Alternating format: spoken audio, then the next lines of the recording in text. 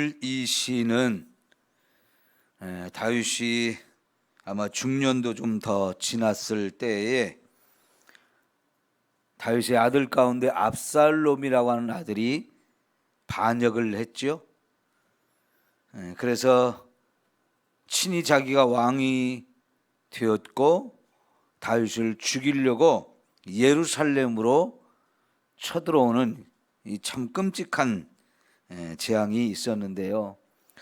그때 다윗을 정말 마음 아프게 한 일은 다윗의 가장 가까운 친구 중에 한 사람인 아히도벨이라고 하는 사람이 다윗을 배반하고 다윗을 압살롬 편에 간 거예요. 이 사건이 다윗의 마음을 너무 아프고 또 슬프게 만들어서 이 사건을 놓고 지어진 시가 본시라고 할 수 있습니다. 여러분, 그러니까 아들이 반역해서 나를 죽이려고 하는 일도 너무나 있어서는 안 되는 참혹한 일이죠. 그런데 압살롬이 반역을 할 때 이게 혼자 할 수 있는 일이 아니잖아요. 수많은 군대를 내 편으로 만들어야 되는데, 안타깝게도 압살롬은 그동안 충분히 준비를 해가지고요, 많은 군인들을 자기 편으로 만들었어요. 그러니까 충분히 다윗을 몰아내고 자기가 왕이 되고자 하는 마음을 그대로 실현할 수 있을 만큼 큰 세력을 모았는데, 그 중에서도 압살롬을 제일 힘이 됐던 사람, 압살롬의 제일 힘이 되어준 사람이 누구냐면 이 아히도벨이라고 하는 사람인데, 아히도벨은 특별히 지혜가 많은 사람이었어요.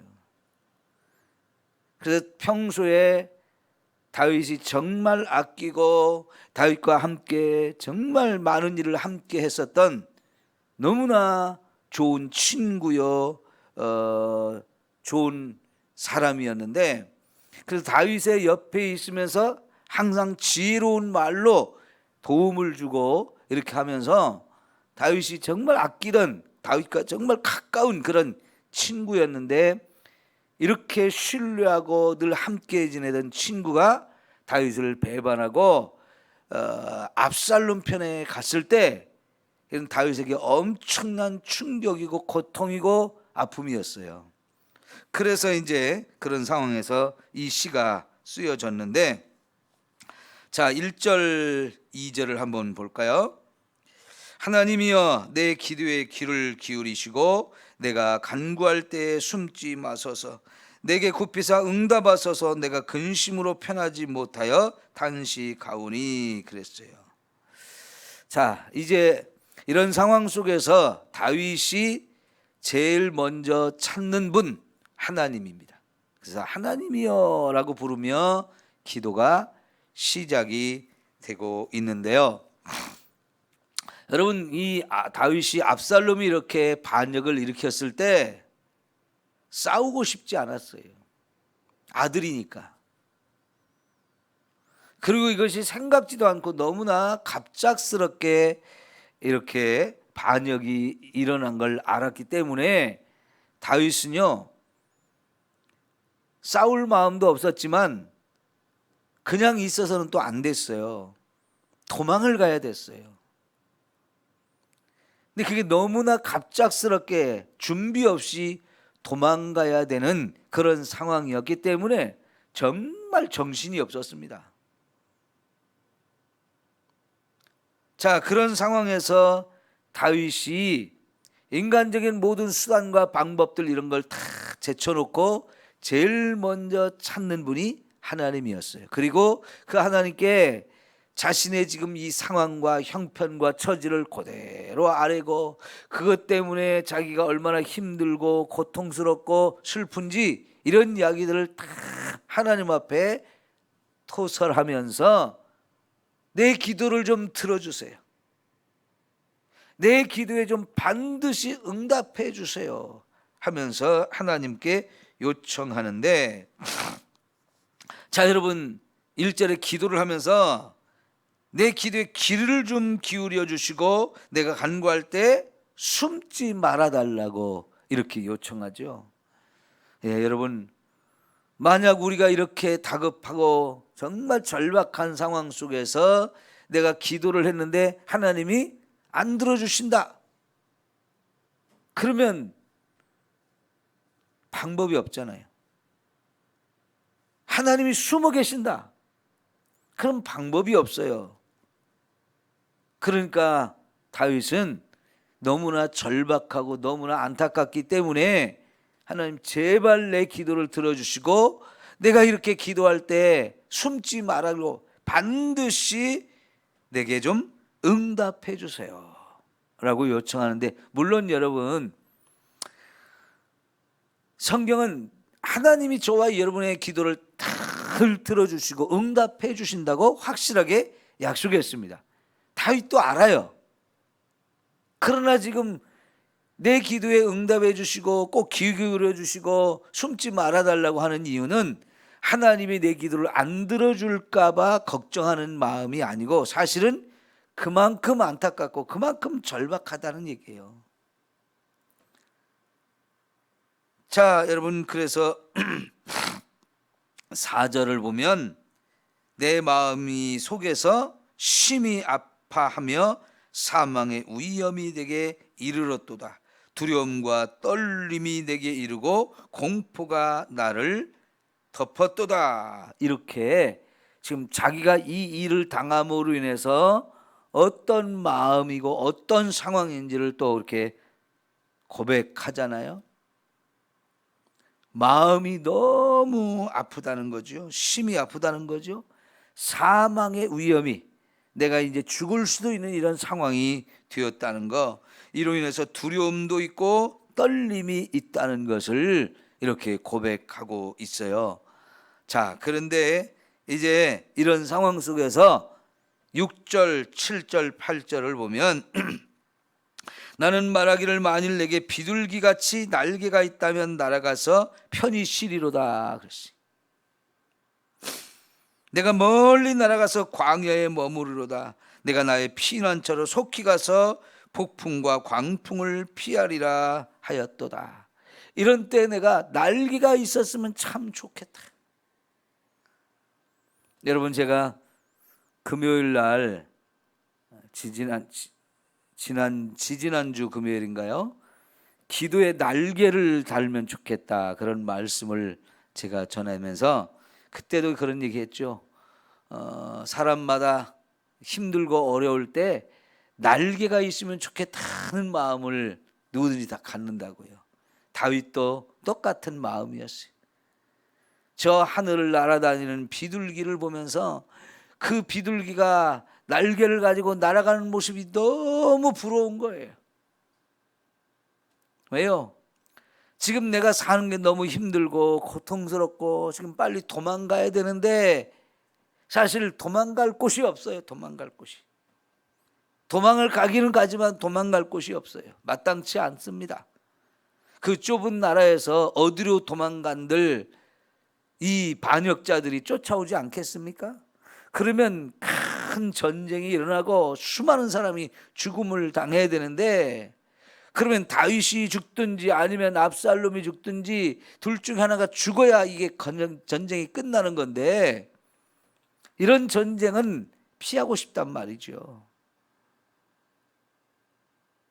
그러니까 날개가 있어서 혼자 멀리 아무도 나를 쫓아올 수 없고 찾을 수 없는 저 사막 깊은 곳에 가서 내가 숨어 있으면 좋겠다.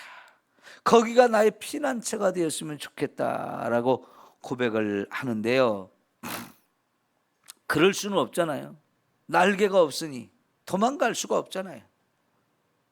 그저 마음뿐이에요. 이스라엘 주변에는 사막이 많았어요. 남쪽과 동쪽에 어마어마한 사막이 있는데 그 남쪽의 사막은 광야에 자기 선조들이 40년 동안을 그 어마어마한 광야 생활을 했고요. 동쪽은 약간만 경험을 했죠. 이들이 이제 가나안 땅에 들어오는 마지막 즈음에 약간만 이 짧은 기간 경험을 했던 곳인데, 동쪽의 이 사막도 어마어마한 사막입니다. 그런 사막이 이제 이스라엘 백성, 이제 다윗이 그런 사막에 들어가면 어디가 어딘지 찾을 수가 없어요. 사람들이 쉽게 찾을 수가 없죠. 그냥 바닷가에서 바늘 하나 찾는 그런 격이라고 볼 수가 있는데요.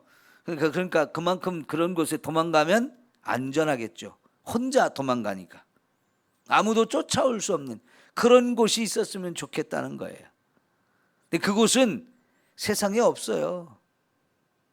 지금 그런 곳에 갈 수가 없는 상황이에요. 사실은 이게 하나님의 품에, 하나님이 나를 그렇게 나의 피난처가 되어서 안전한 피난처가 되게 해달라고 요청하는 마음인데요. 여러분, 오늘 저와 여러분이 세상에서 감당할 수 없는 그 힘들고 어려운 고난과 아픔을 당할 때 세상에서 이 문제를 해결할 방법이 없지만 하나님은 저와 여러분의 모든 문제를 해결해 주실 수 있는 유일한 분이고요. 그 하나님께서 얼마든지 수고하고 무거운 짐을 진 자는 다 내게로 오라고 말씀하셔서 우리가 그 하나님 품에 가면 거기가 바로 안전한 저와 여러분의 피난처가 되어짐을 믿습니다. 여러분, 어제 설교의 주제가 중심이 뭐였어요? 주 안에서 기뻐하라는 거였잖아요. 주님의 안에 들어가면 세상에 어떤 일이 있고 나를 힘들게 하고 슬프게 하고 고통스럽게 하는 일이 있어도 주님 안에 들어가면 기뻐할 수 있다는 거죠. 거기가 우리 주님의 품 안에, 거기가 우리의 피난처예요. 지금 다윗이 날개가 있으면 내가 정말 날아가서 피하고 숨고 싶은 그 피난처, 그런 곳이 있었으면 좋겠다고 지금 요청하는데 거기가 바로 하나님의 품인 줄 믿습니다. 우리 언제든지 하나님 품에 가서 안기면 마음껏 주님이 우리를 품어주시고 그 품 안에서 세상 모든 근심과 걱정 이거 다 내려놓고요, 진짜 평안함과 기쁨을 누리게 해 주실 줄 믿습니다. 자, 여러분, 이제 9절부터 11절 보면 내가 성내에서 강포와 분쟁을 보았사오니 주여 그들을 멸하소서. 그들의 혀를 잘라버리소서. 그들이 주야로 성벽 위에 두루다니니 성중에는 죄악과 재난이 있으며 악독이 그 중에 있고 압박과 속임수가 그 자리를 떠나지 아니하도다 그랬어요. 지금 다윗이 예루살렘 성을 떠나서 피난을 가고 그곳으로 이제 압살롬과 그의 군대와 이 세력들이 들어와서 예루살렘 성을 점령했을 때 벌어지는 상황들, 도망을 가면서도 그 예루살렘 성에서 벌어지는 이 상황들을 듣기도 하고 또 자기도 생각해 보면 충분히 그런 일이 벌어질 수 있다는 것을 생각을 하면서 이야기를 하는데, 이 예루살렘이 어떤 곳입니까? 하나님의 성전이 있는 곳. 그래서 하나님이 거기 임재해 계셔서 하나님이 친히 다스리는 곳인데요, 그곳을 악인들이 점령하고 그들이 지배를 하다 보니 여러분, 그 성이 어떻겠어요? 하나님의 말씀과 하나님을 두려워함이 없는 거예요. 그 죄악이 성내에 가득하고요, 그 성에 사는 사람들은 두려움과 공포와 속임과 압박 속에 살 수밖에 없는 무법천지가 되어지는 거죠.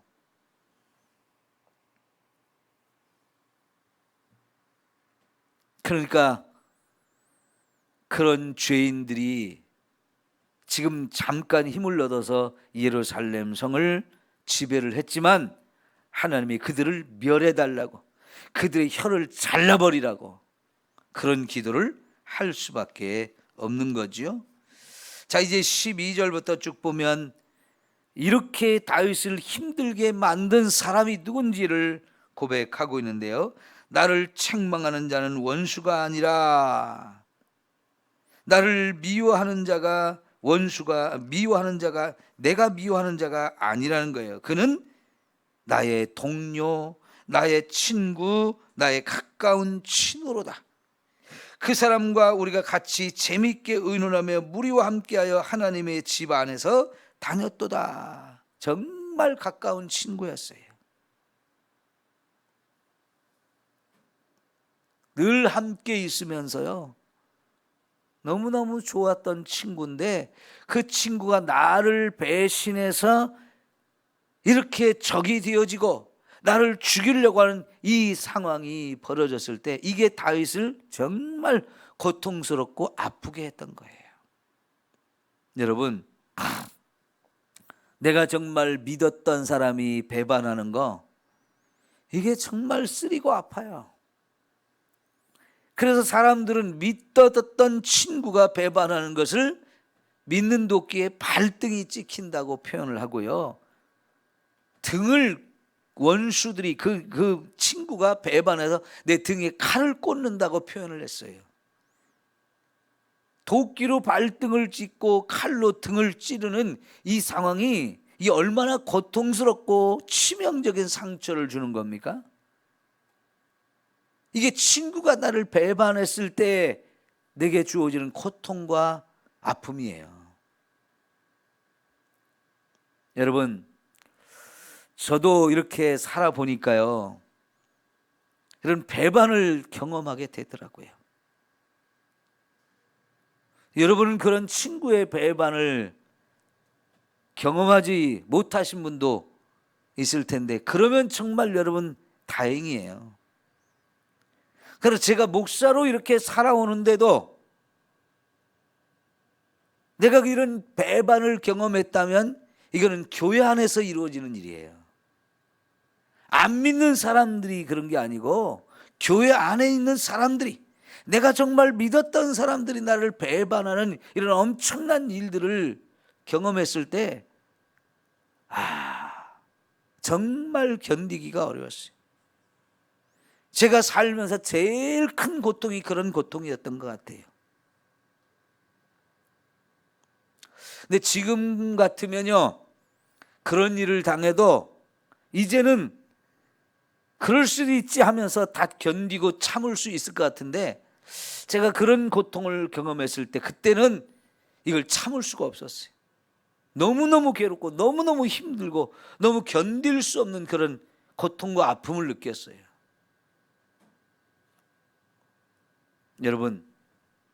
여러분도 여러분 남은 생에 사는 동안에 내가 믿었던 사람이 나를 배반하는 일은 경험하지 않기를 바랍니다.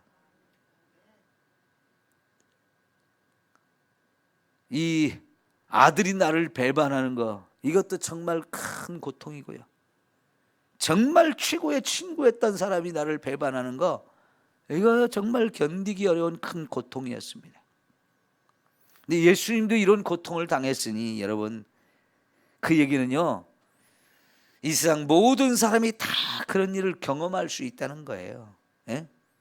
예수님도 그런 자기의 사랑하는 제자가 배반해서 그 제자가 돈 몇 푼을 받고 예수님을 팔아 넘기는 이런 일을 경험했잖아요. 이게 모든 사람이 경험할 수 있는 일이에요. 친구가 믿었던 사람이 나를 배반하는 일은 이 세상에 다반사로 일어날 수 있는 일이라는 거죠. 여러분, 말이 그렇지, 안 믿는 사람이 나를 배반하는 것보다 믿는 사람이 나를, 그 교회 안에서 이런 배반을 경험할 때가 정말 힘들어요. 우리 믿음마저도 다 깨져요. 그런데 교회 안에서도 그런 일이 얼마든지 일어날 수 있어요. 그럴 때 여러분, 믿음 잃어버리지 마십시오. 이거 얼마든지 일어날 수 있는 일이다. 인간은 죄인이기 때문에, 인간의 수준이 그거밖에 안 되기 때문에 너나 할 것 없이 나도 남을 배반할 수 있는 사람이고 남에게 나도 배반을 당할 수 있다는 사실을 여러분 기억하고, 혹시라도 이런 일을 경험할 때 절대로 믿음을 잃어버리지 마십시오.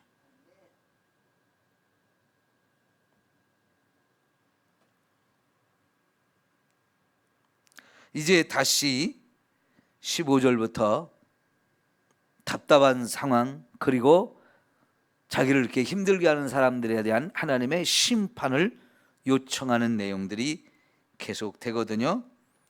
자, 여러분 16절 한번 봅시다. 나를 대적하는 자 많더니 나를 치는 전쟁에서 그가 내 생명을 구원하사 평안하게 하셨도다. 지금 다윗은 하나님께 기도하면서요, 지나간 과거 속에서 있었던 하나님의 은혜를 회상하는 거예요. 하나님, 내가 지난 날에도 이런저런 많은 어려움과 전쟁과 많은 고통들을 내가 경험했지만은 그때도 언제나 하나님이 나를 구원해 주셨잖아요. 지금도 그 하나님의 은혜로 나를 구원해 주십시오라고 요청해요. 그러니까 이미 다윗은 믿음의 훈련이 충분히 되어 있어요.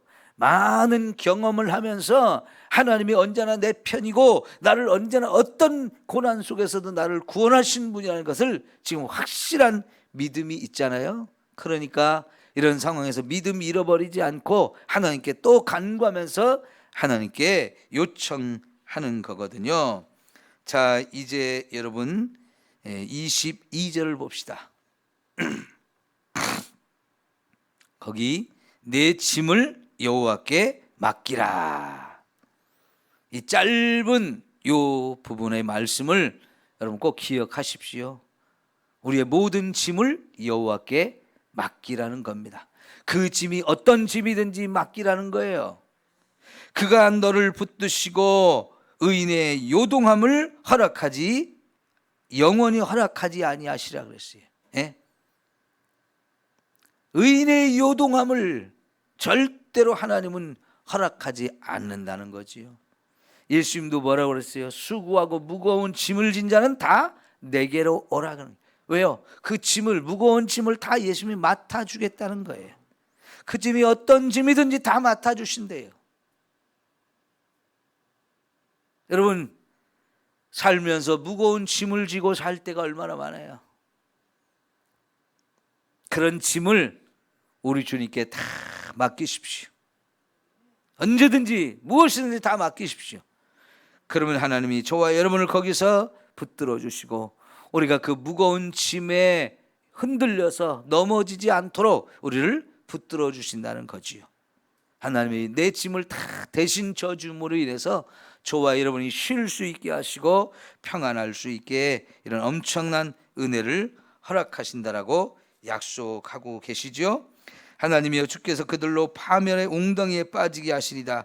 피를 흘리게 하며 속이는 자들은 그들의 날리 반도 살지 못할 것이나 나는 주를 의지하리이다. 예, 하나님 반드시 나를 힘들게 하는 그런 악한 원수들을 멸해 주실 것을 믿고 있는 거지요. 예, 여러분, 우리가 세상 살다 보면 참 별일 다 있죠. 그죠? 별일 다 있습니다. 그러나 어떤 일이 있어도 저와 여러분에게는 하나님이 있어요. 그 하나님께 가서 모든 짐을 맡기고 믿음으로 기도하고 내어놓으면 하나님이 그 모든 문제 속에서 다 저와 여러분을 구원하시고 돌보시고 축복하시는 이런 은혜 베풀어 주실 줄 믿습니다. 예, 기도합시다.